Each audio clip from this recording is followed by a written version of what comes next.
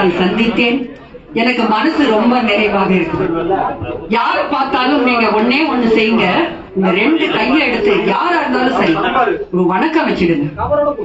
இதைதான் ஒரு கவிஞன் சொல்கிறான், வணங்கிடும் கைகளின் வடிவத்தை பார்த்தால் வேல் போல் இருக்குதடி.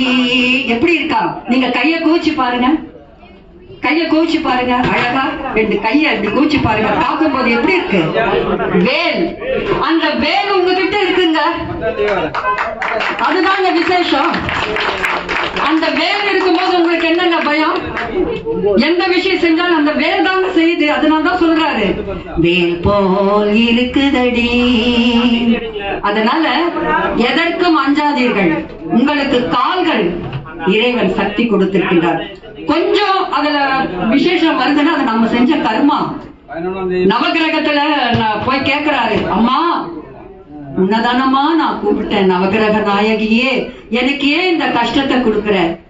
நான் அப்ப சொல்றாங்க அந்த அம்மா, ஐயா உன்னுடைய கர்மா உன்னோட, என்னுடைய கர்மாவை கேட்டியா? நான் என் புருஷனை விட்டுட்டே தனியா வந்திருக்கேன். இதுதாங்க விதி. யார் யாருக்கு என்னென்ன கர்மா. ராமர் காதலிச்சு கல்யாணம் பண்ணாரு, என்னாச்சு? என்னாச்சு சொல்லுங்க. ராமருக்கு அந்த கதி, நாமெல்லாம் எந்த மாற்றம்? அதை நினைச்சு பார்க்கணுங்க. கடவுளே அந்த கதி பட்டிருக்காருன்னா நாமெல்லாம் மனுஷங்க. ஆனால் கிடைத்த இந்த ஒரு அருமையான வாய்ப்பு, நான் ஒன்னே ஒண்ணு சொல்றேங்க, பிறவியிலே கிடைத்தது ஒரு மனித பிறவி. நாமெல்லாம் கிரேட், எல்லாம் கைத்தட்டிக்கோங்க. ஒரு மனுஷன் பிறக்கலாம், அதாவது அரிது அரிது மானிடராய் பிறத்தல் அரிது, மானிடராய் பிறப்பினும் கூன் குருடு செவிடு பிறடு நீங்கி பிறத்தல் அரிது, கூன் குருடு செவிடு பிறடு நீங்கி பிறப்பினும் ஞானமும் கல்வியும் நயத்தல் அரிது, ஞானமும் கல்வியும் நயத்த காலையில் தானமும் தவமும் கிடைத்தல் அரிது. என்ன சொல்றாரு பாத்தீங்களா? ஒரு கருவுல எல்லாத்தையும் கண்டுபிடிச்சாங்க. ஸ்கேன் வந்தது, நிறைய மெடிக்கல்ல வந்தது. ஒரு கருவுல ஒரு குழந்தை எந்த ஊனமா இருக்குதுன்னு கண்டுபிடிச்சோம்னால தீர்க்க முடியாதுங்க, தீர்க்க முடியாது. அது கடவுள் இட்ட கர்மா.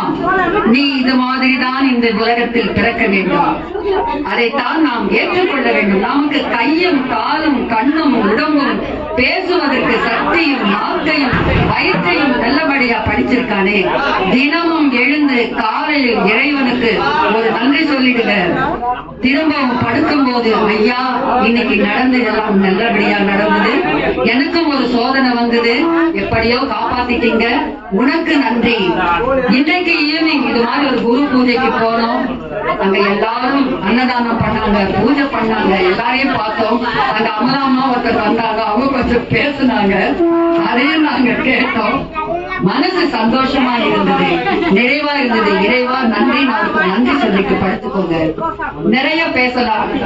மீண்டும் ஒரு முறை வந்து உங்களை நான் சந்திக்கிறேன் என்று சொல்லி எனக்கு இந்த அருமையான வாய்ப்பை அளித்த ஐயா மற்றும் இந்த அருமையான பூஜை நடத்தி கொண்டிருக்கின்ற சத்தியமூர்த்தி அவர்கள் சேர்ந்த சிவனடியார்கள், இவ்வளவு அருமையாக உட்கார்ந்து இதை கேட்டு ரசிச்ச உங்களுக்கும், மற்ற இந்த பணியிலே ஈடுபட்டிருக்கும் அனைவருக்கும், வாத்தியங்கள் வாசித்த அன்பர்களுக்கும், எல்லோருக்கும், இந்த அழகாக ஒளி அமைப்பு செய்து கொண்டிருக்கிற அன்பருக்கும் எல்லோருக்கும் என்னுடைய பணிவான வணக்கத்தை தெரிவித்துக் கொள்கிறேன். வாழிய செல்தமிழ் வாழ்க தமிழர், வாழிய பாரத மணித்திர நாடு, வந்தே மாதரம், வந்தே மாதரம், வந்தே மாதரம். அருட்பெரும் ஜோதி, அருட்பெரும் ஜோதி,